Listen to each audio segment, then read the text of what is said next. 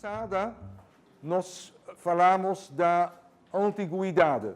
Tentei te explicar como se fizeram, como se organizaram, desenvolveram os primeiros impérios. Na Ásia, temos China, Índia, Mesopotâmia, Egito. Nós nos concentramos nesta zona do Oriente Médio e depois para a Europa. Falamos da civilização e também já do começo de relações internacionais entre subsequentes impérios e reinos no Oriente Médio, babilônios, antes sumérios, babilônios, assírios, neobabilônios. Por outro lado, o Egito, eles já entraram uma variedade de interações, às vezes bélicas, às vezes diplomáticas. Temos o começo de correspondências diplomáticas que foram encontrados em achados arqueológicos no Egito ou em outros lugares. Depois o Império Persa, que foi o primeiro império enorme, multinacional, que também se baseava em certa forma de tolerância para as culturas e religiões de várias nações que Ciro, o imperador, conquistara.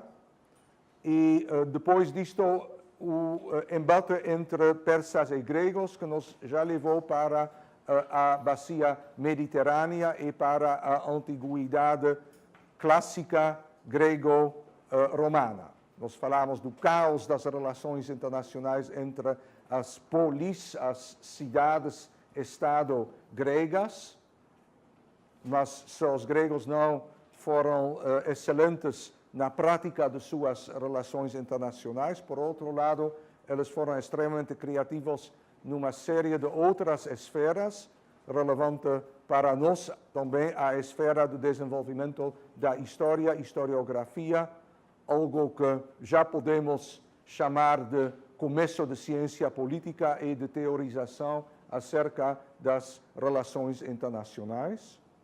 E depois, então, nós falamos do último e mais poderoso de todos estes reinos que emergiram na zona da bacia mediterrânea do Oriente Médio, que é obviamente o Império Romano. Roma começou como uma pequenina cidade na Itália central, por uma combinação de impuros internos e de esperteza política, conseguiu se expandir, conquistou antes a península italiana, entrou quase inevitavelmente numa guerra, num conflito letal com a outra grande potência em emergência na zona ocidental do Mediterrâneo, que foi Cartago, de origem fenícia.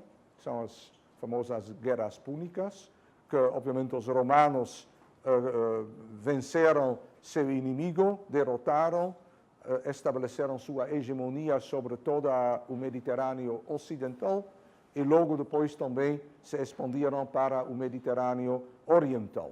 Então, esta república, pois na época foi ainda uma república, entrou numa fase de colonização de uma vasta zona, cada vez mais desequilibrada entre o número dos colonizadores e conquistadores e o número dos conquistados, clientes e outros povos obrigados a pagarem impostos e darem serviços desiguais aos romanos. Tudo isto conduziu no último século antes da Era Comum a uma crise administrativa, política, e isto por si deu possibilidade, uma abertura para vários políticos e militares ambiciosos, populistas, que, entre outros, através de novas conquistas da França, dos Balcãs, de outras zonas, Grã-Bretanha, pelo menos são os nomes que nós usamos hoje, obviamente na época eles não tiveram estes nomes, estes generais conseguiram quebrar a estrutura do império, da república, e de se tornar líderes basicamente absolutistas deste império em emergência. Então, isto é a última fase é o Império Romano, começa, digamos, de forma estabelecida, consolidada, 30 a.C., 30 antes da Era Comum, e continua dependendo de como você calcula, qual critério você usa, até 300, 400, 500, ou talvez 1453, com a conquista de Constantinopla, a capital do Império Oriental, pelos turcos. E dá ainda para argumentar que, como também o Império Turco-Otomano, que conquistou os resquícios do Império Bizantino, que por si foi a continuação do Império Romano Oriental, dá para argumentar que, de certa forma, o Império Romano continuou até 1922, quando Atatürk, o líder nacionalista turco, aboliu o sultanato e estabeleceu uma república que nós conhecemos até hoje como a República Turca. Bom, tudo isto está um pouco para frente para nós, então o que eu acho que vamos fazer hoje é, antes de mais nada, vamos completar nossa discussão sobre o fim da Antiguidade e depois vamos falar da Idade Média. Talvez já chegamos um pouco ao Renascimento, senão vamos discutir o Renascimento 2 semanas daqui, sim? E estas são também épocas importantes, porque na Antiguidade já temos a experiência de impérios, de estados que precisam interagir entre si, enquanto no final da Idade Média vão emerger os embriões dos estados que nós conhecemos hoje, tanto em suas formas territoriais, parcialmente, quanto na estrutura, na maneira como elas se organizam internamente. E, obviamente, isto também vai ter consequências sobre como elas interagem entre si. Mas vamos ver isto depois. Então, esta época do Império Romano, se vagamente, eu digo, vai de 30 antes de Cristo até 500 depois, para ser muito generoso em termos de tempo, podemos dividir em duas fases consecutivas. Uma primeira fase de Pax Romana que funcionou bem, uma época de um império funcional, relativamente bem organizado e bem governado, que ainda durante um tempinho está numa fase de expansão e depois se mantém estável territorialmente e não sofre demais de concorrentes ou de invasões. E esta situação se mantém mais ou menos até 200 depois. Depois disto, entramos numa segunda fase, uma fase de crises e de decadência, que eventualmente vai sacrificar a unidade deste império e a sobrevivência, eventualmente, pelo menos, da parte ocidental deste império. Então, quando nós deixamos de lado esta fase de grandeza, de funcionamento muito bom, uma fase durante a qual também o princípio da cidadania romana se expandiu eventualmente para quase toda a população livre masculina do Império, então, a partir de privilégios para os cidadãos de uma pequena cidadezinha 500 anos antes. Agora o princípio da cidadania se expande para uma população de talvez 100 milhões de indivíduos. Uma época da grandeza da Pax Romana, durante o qual também a economia floresceu, é uma economia em base de escravidão. Quer dizer, se você é escravo, e uma parcela significativa do império, obviamente, eram escravos, então a vida é dura e menos prazerosa, sim. Professor, mas os escravos também tinham algum tipo de direito? Eles faziam parte dessa cidadania? Não, exatamente não. Eles são excluídos da cidadania, então eles não têm direitos, podem ser comprados, vendidos, você pode usar como você quer e não tem proteção. Também o que nós hoje conhecemos com princípios de direitos humanos, que são basicamente direitos individuais, também não existia no Império Romano, sim? Você também pode ver isto, por exemplo, nas famosas lutas entre gladiadores, que são basicamente tipo de circo, onde eles usam seres humanos se entrematarem para o prazer sadística de uma população plebeia que vai assistir. Então, obviamente que estas liberdades que hoje nós consideramos como evidentes e inerentes a todos os seres humanos, independentemente se estes seres são de qualquer raça, homens, mulheres, de qualquer ascendência, religião, nacionalidade, tudo isto não existia ainda no Império Romano e também não existia em nenhum outro império, por enquanto eu estou ciente disto, sim? O que sim já começou são certos filósofos e líderes ou pregadores religiosos que vão lançar indiretamente este tipo de pensamento, sim?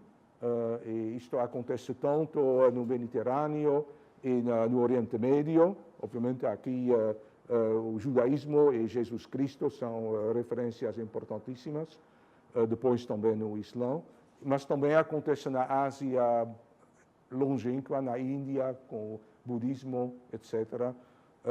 Mas, ok, nesta época a influência internacional ainda não foi muito grande. Ok. Bom, então, exatamente o que acontece também durante esta época, quando o Império Romano vai para uma crise, é uma série de perseguições religiosas, pois ali começa a se expandir uma nova religião. Então, esta pergunta foi bem relevante, uma nova religião, o cristianismo, que tem como princípio a dignidade humana e a igualdade de todas as almas humanas. Então, isto é também uma religião que vai atrair muitos pobres e muitos escravos, mas também como eles não aceitam a divinização do imperador, então isto é um estopim, um pretexto para perseguições, mas estas perseguições no longo prazo não conseguiram frear a expansão do cristianismo. Então, são dois movimentos, duas tendências que acontecem no mesmo tempo. Por um lado, um enfraquecimento interno e externo do império, por outro lado, um tipo de revolução cultural pela gradativa cristianização. Porém, isto é um desenvolvimento prolongado que leva vários séculos até chegar a um auge que vamos logo ver.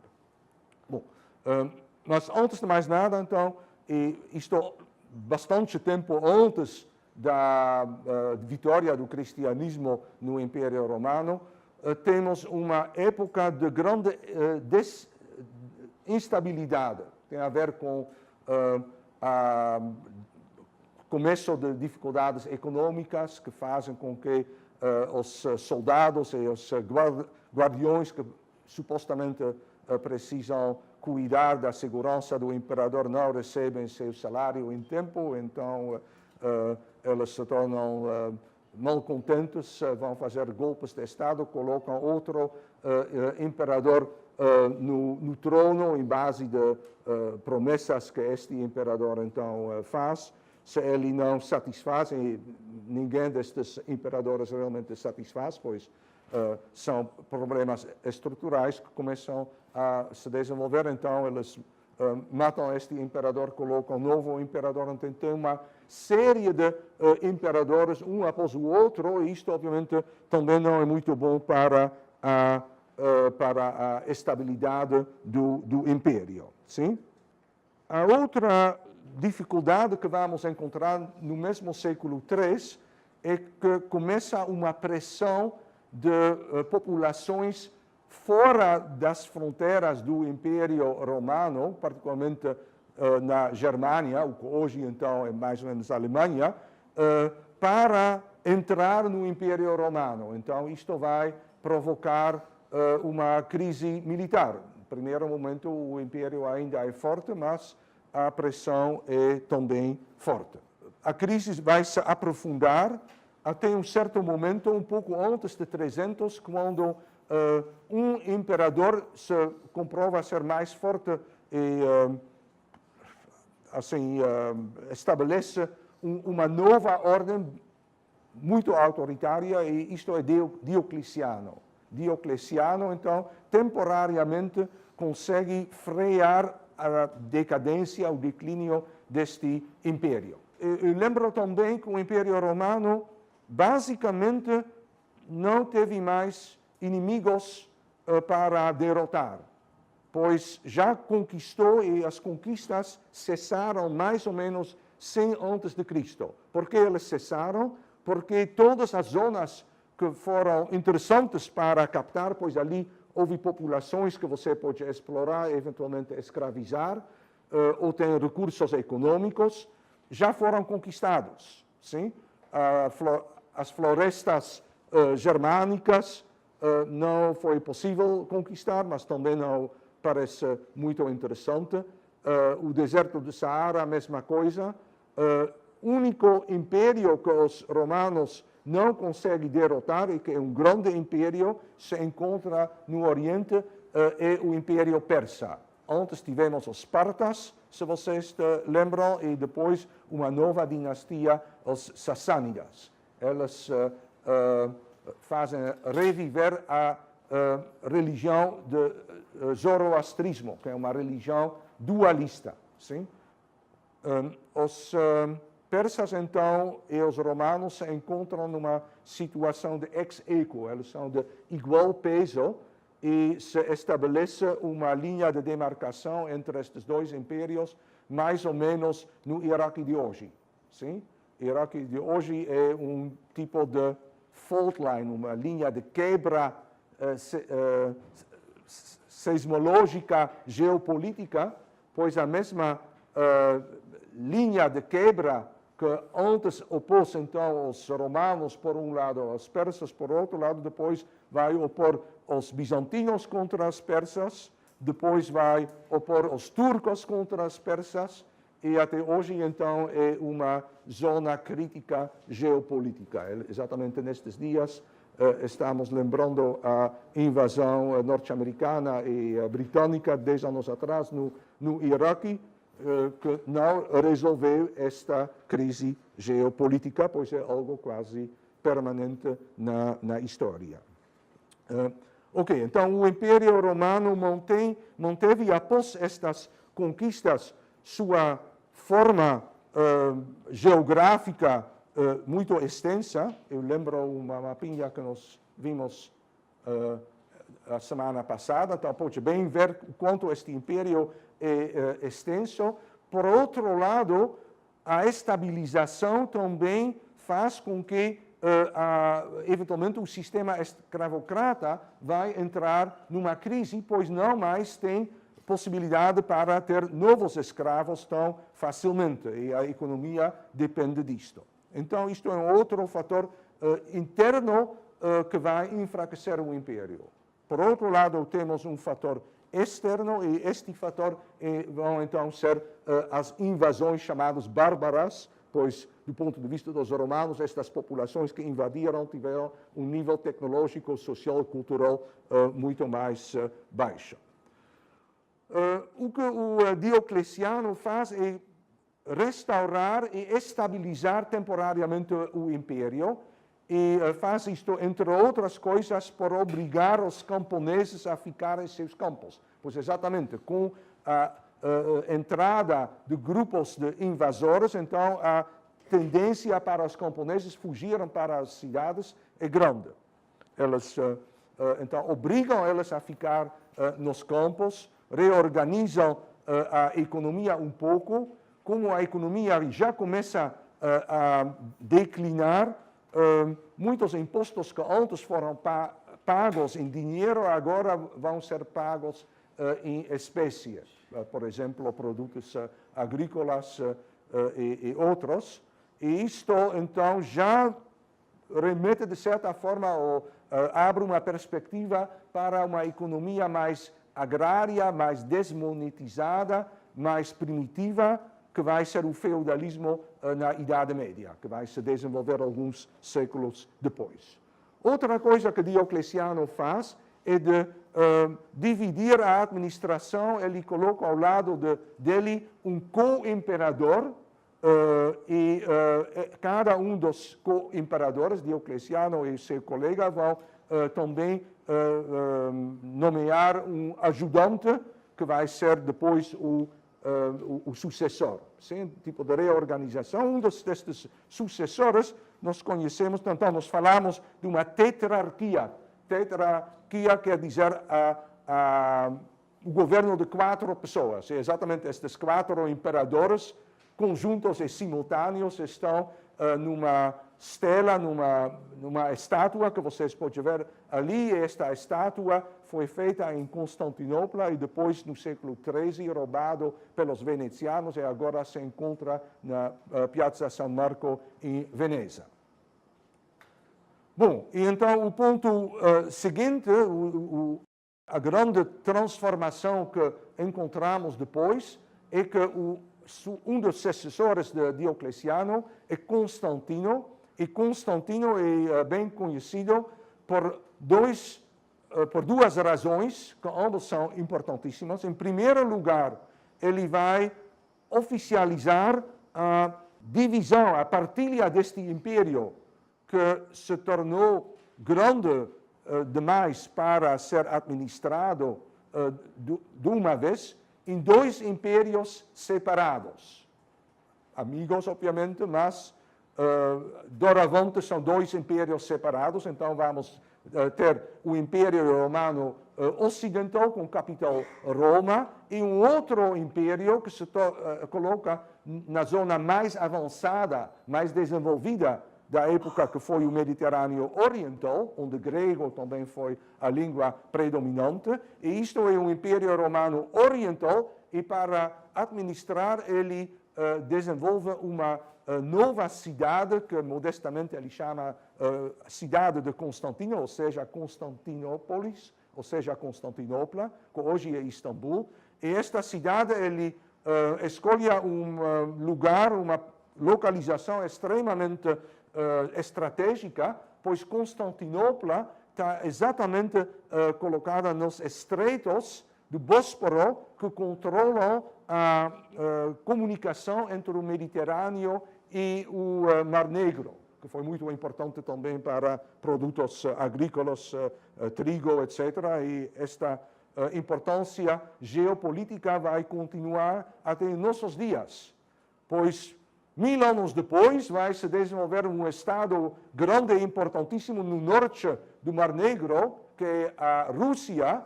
E um dos problemas permanentes geopolíticos da Rússia é de como ele pode alcançar com sua marinha águas quentes. Águas quentes, do ponto de vista russo, podem ser muito frios, mas eles não são congelados. Ou seja, como você pode, com seus navios, entrar no Mediterrâneo. Então, eles podem bem estabelecer um porto ali em Odessa, mas para chegar no Mediterrâneo, precisa passar por Constantinopla, onde, então, nesta época, teve o Império Turco e hoje a República Turca, que, aliás, não por acaso, integra a OTAN.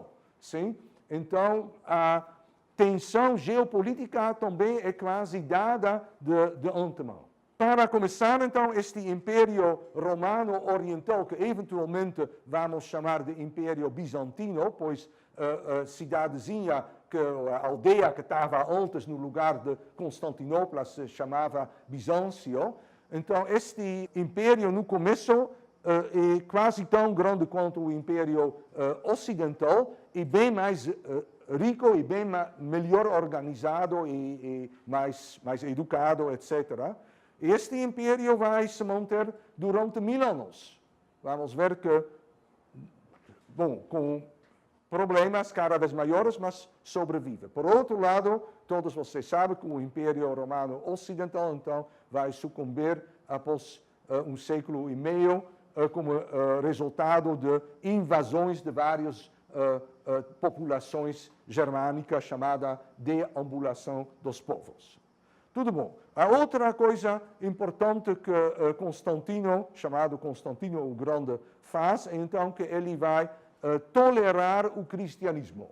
Sim? Já uma parcela bastante significativa das elites também, e também da população mais pobre, se convertira ao cristianismo. Então, continuar a perseguir e tornar a vida impossível a esta população não foi uma política muito inteligente. Então, melhor de integrar eles na estrutura do império. Então, Constantino vai aceitar. Inclusive, ele vai eventualmente, antes de morrer, se fazer batizar, mas então já foi tarde demais para influenciar a política dele.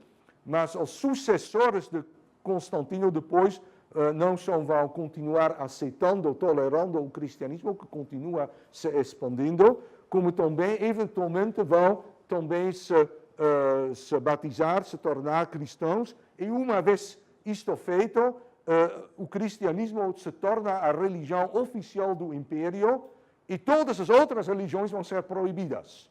Então, antes, o politeísmo romano tolerara todas as religiões, mais ou menos por enquanto eles aceitaram a divindade do imperador, que foi uma questão política.